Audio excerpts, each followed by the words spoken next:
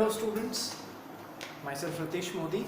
और जैसा कि मैंने आपके साथ में आपकी पहली क्लास में डिस्कस किया था कि मैं आपको बिजनेस लॉ का सब्जेक्ट पढ़ाने वाला हूँ।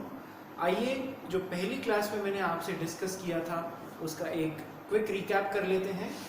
पहली क्लास में हमने ये डिस्कस किया था कि लॉ क्या होता है, लॉ को बनाने की प्रक्रिया क्या होती है। लॉ पहले बिल बनता है, पार्लियामेंट में पास होता है, प्रेसिडेंट की एसेंट मिलती है and then finally the bill becomes the act. और यदि स्टेट में है तो स्टेट लेजिस्लेचर्स जो होते हैं those pass that bill into the state legislatures and after that governor का साइन के साथ में वो स्टेट में लॉ इम्प्लीमेंट हो जाता है, बन जाता है। उसके बाद में मैंने आपसे ये डिस्कस किया था what are the contents of your course, जिसमें मैंने आपको बताया था दैट आपका जो कोर्स है उसमें आपको 5 तरीके के लॉ, अलग अलग एक्ट्स पढ़ने रहेंगे। क्विकली देख लीजिए। सबसे पहला था Indian contract act,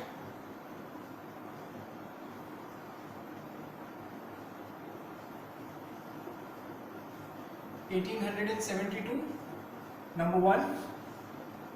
number 2 sale of goods act 1930. The next one was Indian Partnership Act 1932. उसमें मैंने आपको एक और एक्ट बताया था which was also connected to, which was also concerned with the partnership, that is Limited Liability Partnership Act, which was implemented into the year 2008. And the last part was Companies Act 2013. तो ये आपका जो course है that is divided primarily into 5 parts. The Indian contract act, sale of goods act 1930, Indian partnership act 1932, limited liability partnership act 2008 and the companies act 2013। उसके बाद में मैंने आपको इन सब की मार्किंग स्कीम्स के बारे में भी अवगत कराया था। मार्किंग स्कीम के बारे में भी बताया था कि इनमें से एक रेंज बताई थी मैंने कि इनमें से कौन से चैप्टर में से कितने मार्क्स के क्वेश्चन आने की संभावना रहती है। मैंने आपको बताया था कि जो आपका पेपर नंबर 2 है that is divided into 2 parts.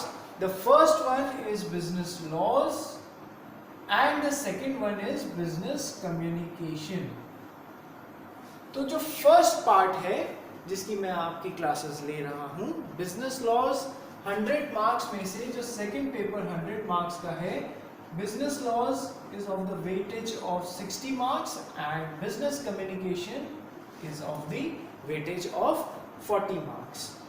उसके बाद में मैंने आपको ये बताया था that the Indian contract act, चूंकि आज़ादी के समय कश्मीर को हमारे भारतवर्ष में मिलाने के लिए एक स्पेशल स्टेटस दिया गया था section 370, article 370 of the Indian constitution के अंदर। ये भी बताया था मैंने आपको दैट कॉन्स्टिट्यूशन में जो धाराएं होती हैं, सेक्शंस होते हैं, उन्हें हम क्या बोलते हैं, आर्टिकल्स, और जो एक्ट में धाराएं होती हैं उन्हें सेक्शंस बोला जाता है। सो आर्टिकल 370 में जम्मू एंड कश्मीर को कुछ स्पेशल स्टेटस दिया गया था जो कि very recently on 9th of August 2019 को विड्रॉ कर लिया गया ये special status. And that's why जो हम लोग ने कॉन्ट्रैक्ट एक्ट का आपको एक इंट्रोडक्टरी पोर्शन दिखाना चालू किया था और उसमें सबसे पहली बात ये लिखी जाती थी that the Indian Contract Act applies to whole of India except the state of Jammu and Kashmir. This line that except the state of Jammu and Kashmir is no more applicable from 9th of August 2019 due to Jammu and Kashmir Reorganization Act 2019। इस 9th of August 2019 को president ने इस act पे का approval दे दिया by signing it and it immediately became applicable. तो this was a quick recap. और लास्ट पार्ट जो मैंने उस क्लास में आपको बताया था दैट इज दैट जो हमारा कॉन्ट्रैक्ट एक्ट है सेक्शन 1 टू सेक्शन 266 उसमें ओवर द इयर्स 1872 से लगाकर अभी तक क्या क्या चेंजेस आए हैं। That section 1 to 75 has remained intact which is relating to general principles of making the contract, ये पार्ट इंटैक्ट है। And section 76 to section 123 has been removed from the Indian Contract Act and it has been separately made into a new act which is Sale of Goods Act 1930। Section 124 to 238 जो कि special contracts हैं ये आपके CA foundation के course में नहीं है, ये कहाँ कवर होंगे आपके सीए इंटर में। Like indemnity guarantee, contract of indemnity, contract of guarantee, contract of bailment, contract of plays and contract of agency. And the last part that is section 239 to section 266 this has also been repealed। These sections were also repealed or removed from the Indian Contract Act और वो क्या बन गए partnership act 1932।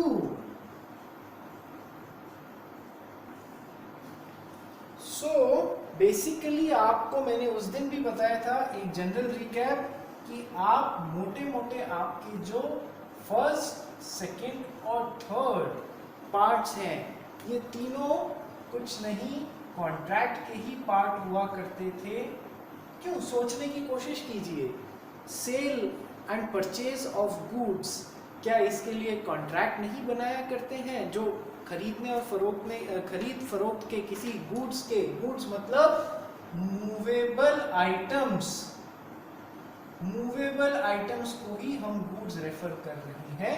So goods मतलब movable items की खरीदने और बेचने के लिए दो पार्टीज आपस में जो कॉन्ट्रैक्ट या एग्रीमेंट बनाती थी उनसे रिलेशन था। और जब देखा गया कि अपने आप में ये बहुत ही एक्स्ट्रा ऑर्डिनरी फील्ड जैसे बनती जा रही है, जब ये लगा कि अब इस बारे में एक सेपरेट एक्ट की ज़रूरत है तो these sections were removed from the Indian contract act and a completely new act that is Sale of Goods Act was made into the year 1930 and similar was the case with Indian Partnership Act जहाँ पर जब दो या दो से अधिक लोग मिलकर कोई पार्टनरशिप फर्म बनाते थे तो उससे संबंधित क्या रूल्स और रेगुलेशंस अप्लाई होंगे। माय डियर स्टूडेंट्स ये देखने के लिए उसमें कौन से रूल्स एंड रेगुलेशंस लगेंगे जब ये अपने आप में एक स्पेशलाइज्ड फील्ड जैसे डेवलप होने लग गई। So these sections 239 to 266 were removed from the Indian contract act. ये चारों मिलके आपस में एक पार्टनरशिप जैसे एक कॉन्ट्रैक्ट ही तो बनाते थे।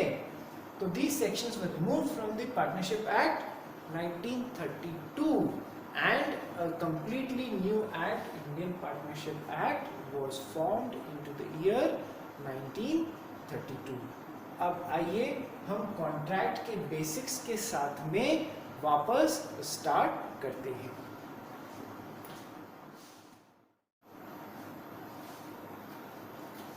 देखिए फ्रेंड्स, लॉ एक बहुत ही इंटरेस्टिंग सब्जेक्ट है। जब आप लॉ पढ़ेंगे over the time you will feel that law को रटने की बजाय यदि आप समझने की कोशिश करेंगे तो आपको रटने की ज़रूरत ही नहीं पड़ेगी, क्योंकि आपको उसमें ऑटोमेटिकली इंटरेस्ट आने लग जाएगा। कोई भी लॉ हम लोग जब बनाते हैं तो सबसे पहले क्यों बनाते हैं? क्योंकि जिस टॉपिक पे वो लॉ बनाया जाता है, जिस सब्जेक्ट पे वो लॉ बनाया जाता है, उससे रिलेटेड एक्टिविटीज़ कुछ हमारे समाज में नज़र आने लगती हैं, इसीलिए हम वो लॉ बनाने की चेष्टा करते हैं। तो जब देखा गया इंडिया में कि चीज़ों को खरीदने के लिए, बेचने के लिए, या फिर कमर्शियल ट्रांजैक्शंस जिसे मैं बोलूं कि commercial transactions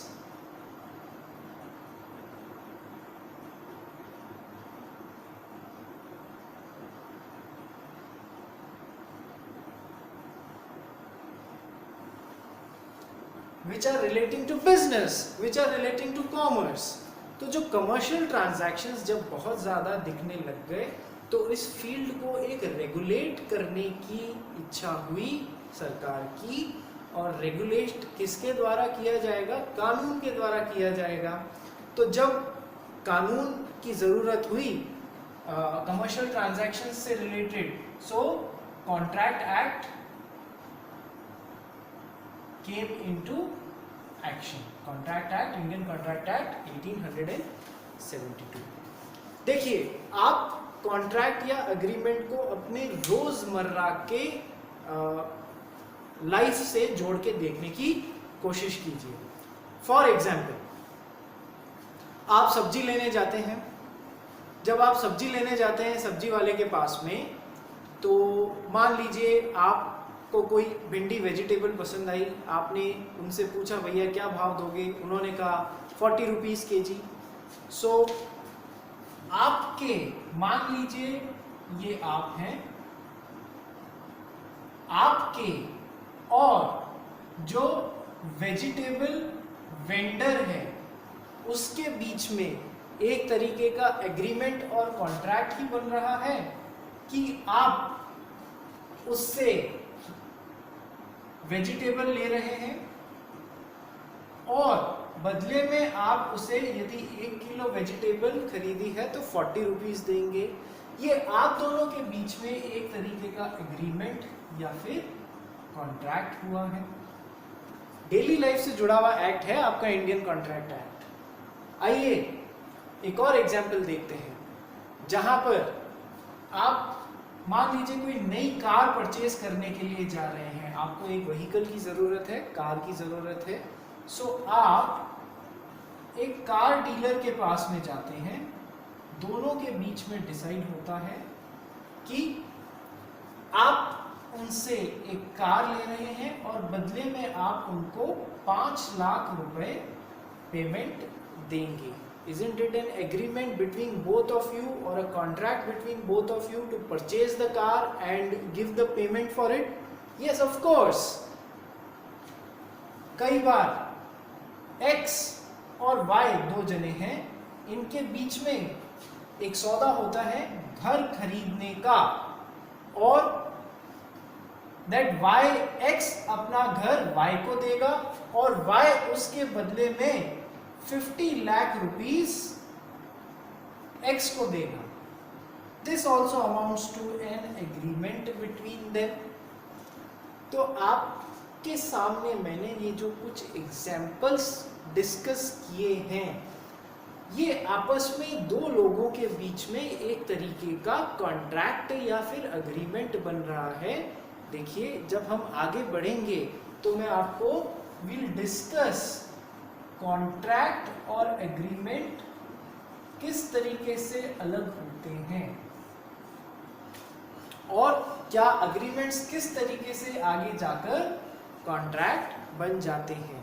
so will discuss in the coming time. जैसे जैसे हम कॉन्ट्रैक्ट एक्ट को लेकर आगे बढ़ेंगे वैसे वैसे हम डिस्कस करेंगे कि इनमें क्या क्या डिफरेंसेस हैं और डेली लाइफ में किस तरीके से कॉन्ट्रैक्ट एक्ट हमारे काम आ रहा है। देखिए दीज आर, ये जो मैंने आपको 3 एग्जाम्पल्स दिए, these are the examples of those transactions which are commercial in nature। ठीक है दोस्तों, आइए एक और एग्जाम्पल देखते हैं जहां पर X एक बंदा है, उसने Y को क्या बोला, उसने Y को बोला कि मैं आपको ऑफर देता हूं, I offer you to sell your horse to me, अपना घोड़ा क्या आप मुझे बेचेंगे in ₹1 lakh। और X ने Y को ये प्रपोजल दिया, Y ने उस प्रपोजल को एक्सेप्ट कर लिया। ऑफर को हम और क्या बोल सकते हैं, प्रपोजल। इंडियन कॉन्ट्रैक्ट एक्ट में वर्ड ऑफर की बजाय क्या टर्म यूज लिया गया है, वर्ड प्रपोजल। तो एक बंदे ने दूसरे बंदे को वेजिटेबल खरीदने के लिए या फिर घर खरीदने के लिए या फिर घोड़ा खरीदने के लिए या फिर कार खरीदने के लिए ऑफर दिया। सभी में चाहे वेजिटेबल खरीदने के लिए, चाहे कार खरीदने के लिए, चाहे घर खरीदने के लिए, चाहे घोड़ा खरीदने के लिए, एक बंदे ने दूसरे बंदे को ऑफर दिया और दूसरे बंदे ने या तो वो प्रपोजल को एक्सेप्ट कर लेगा और या फिर वो प्रपोजल को रिजेक्ट कर देगा, नहीं भाई नहीं, मुझे नहीं बेचना है अपना घोड़ा, या फिर okay I accept your proposal. तो 2 टर्म सामने आई, या तो आप ऑफर ऑब्लिक प्रपोजल बोल लीजिए, और दूसरी टर्म जो सामने आई उस ऑफर के प्रति एक्सेप्टेंस, उस ऑफर के प्रति एक्सेप्टेंस। तो ये तो सारी जो एग्जाम्पल्स, मैं वापस बोलता हूं, ये सारे कमर्शियल ट्रांजैक्शंस के नेचर में है। कुछ ऑफर और प्रपोजल कमर्शियल ट्रांजैक्शंस के नेचर में नहीं होते हैं। जब कोई, अभी अपन एक ट्री डिस्कस करेंगे जिसमें एक ऑफर या प्रपोजल अग्रीमेंट तक किस तरीके से पहुंचता है और फिर वो अग्रीमेंट कॉन्ट्रैक्ट कैसे बनता है, ये पूरा मैं एक ट्री डिस्कस करूंगा आपके साथ में, जिससे आपको लाइफ लॉन्ग याद रखना है। यदि आप वो ट्री लर्न कर लेंगे तो आप देखेंगे, आप ऑब्जर्व करेंगे कि आपका उस ट्री का हर एक ब्रांच जो है वो अपने आप में एक चैप्टर है। So I will discuss a tree with you, जिसे आप लोगों को अपनी कॉपीज में, अपनी नोटबुक्स में नोट डाउन करना है प्रॉपरली। ठीक है, तो मैंने आपको बेसिक जो टर्मिनोलॉजी है ऑफर और एक्सेप्टेंस, उसके साथ में इंट्रोड्यूस कराया है। डिटेल अभी अगले चैप्टर में हम देखेंगे। जस्ट मैंने आपको इंट्रोड्यूस कराया है ऑफर और एक्सेप्टेंस के साथ में in a commercial transactions. There are other agreements also. ये सारे कैसे एग्रीमेंट्स है, कमर्शियल नेचर के ट्रांजैक्शंस, या मैं बोलूं कमर्शियल एग्रीमेंट्स हैं। Now there are certain agreements which are not commercial in nature, which are non-commercial in nature. आइए मैं आपको कुछ ऐसे एग्रीमेंट्स के बारे में भी डिस्कस करता हूं।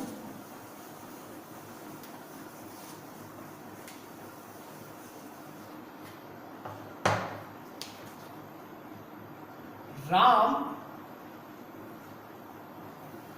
और श्याम आपस में बहुत अच्छे फ्रेंड्स हैं। राम और श्याम आपस में बहुत अच्छे फ्रेंड्स हैं। राम ने श्याम को ऑफर दिया, क्या ऑफर दिया भैया, कि श्याम बाबू आज शाम को क्या कर रहे हो, श्याम बाबू आज शाम को क्या कर रहे हैं। श्याम बाबू बोले फ्री हूं साहब, बोलिए आदेश कीजिए।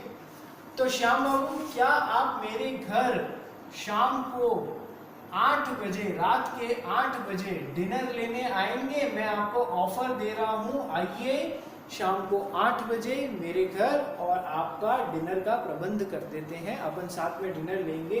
Ram is offering Shyam to have dinner with him at 8 o'clock in the night। Shyam ने उस ऑफर को एक्सेप्ट कर लिया।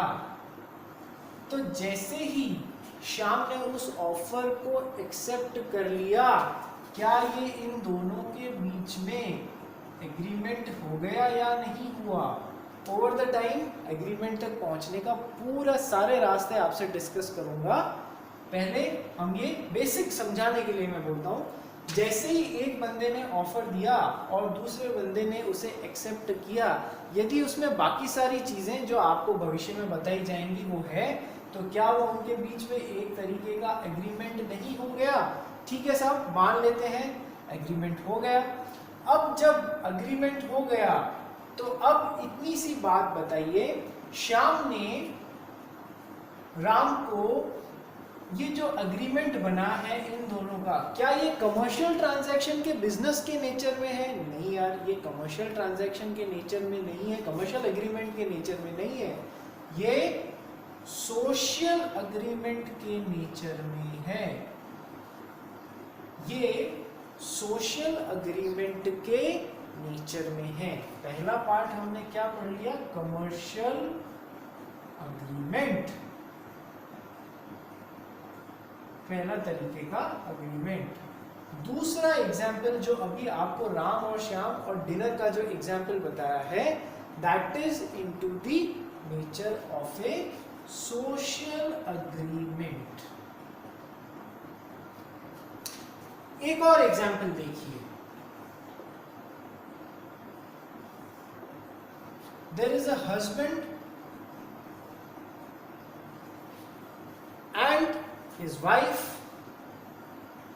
There is a husband and his wife. Husband ने वाइफ को एक ऑफर दिया, क्या मैं आपको एक बहुत अच्छी कांचीपुरम साड़ी दिला सकता हूं?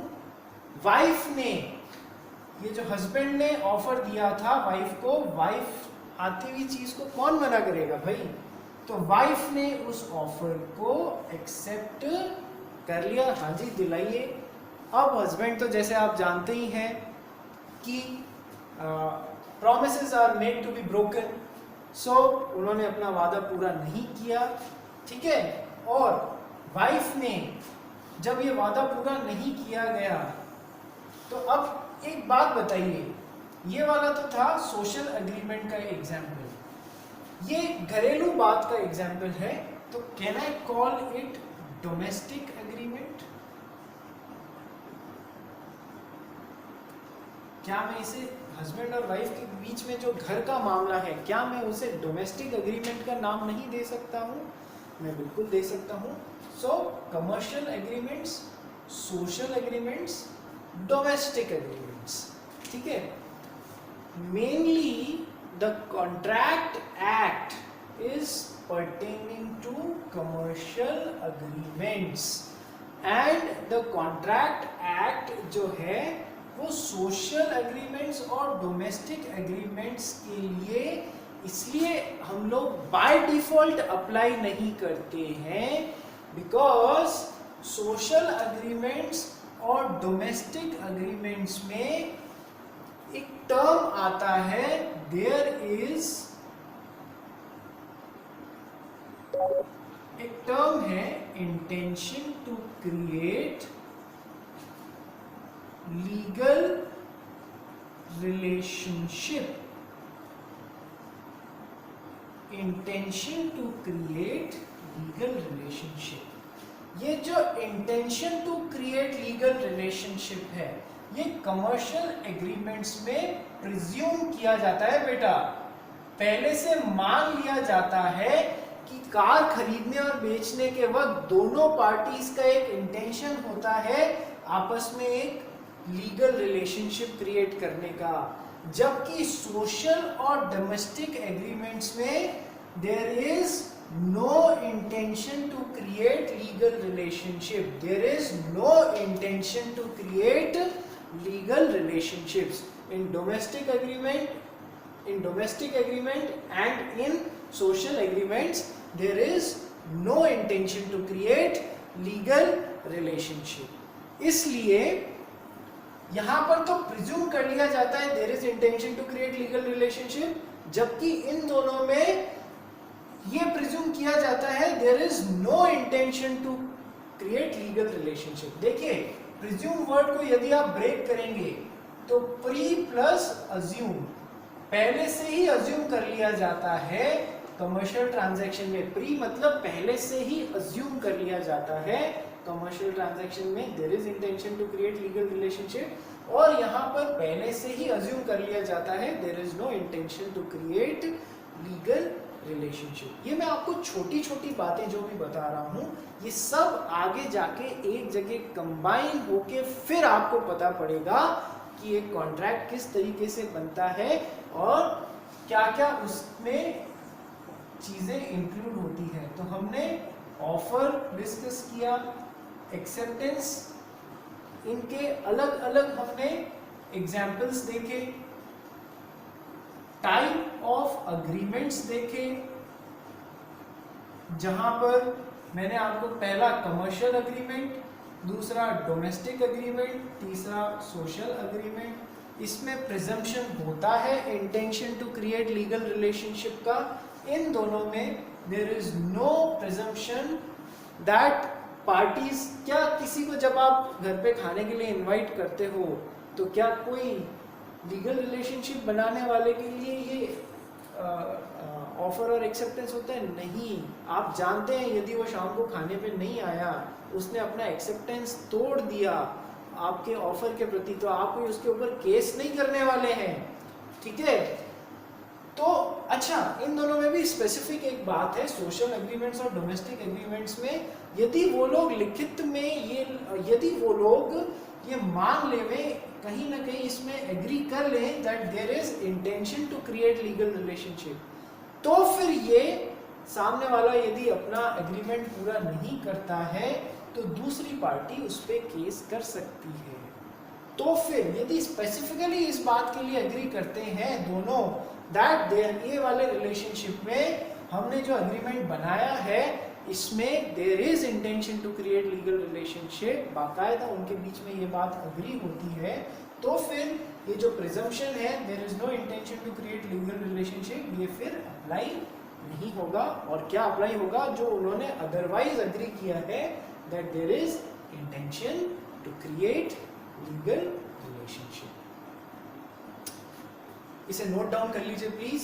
जो आपको कार वाले एग्जाम्पल बताया था, जो आपको वेजिटेबल वाला एग्जाम्पल बताया था, और सोशल एग्रीमेंट का एग्जाम्पल, डोमेस्टिक एग्रीमेंट का एग्जाम्पल, और ये सबसे इंपॉर्टेंट बात that in commercial agreement there is intention to presumption that there is intention to create legal relationship between both the parties, and in social और domestic agreement what is the presumption that there is no intention to create legal relationship.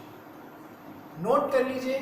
फिर मैं आपको बताता हूं कि हमारा contract act का tree क्या है। एक ट्री फॉर्मेशन बनाएंगे हम लोग, जिससे आपको बहुत इजी हो जाएगा इस कॉन्ट्रैक्ट के पूरे स्ट्रक्चर को समझने में। Note down please.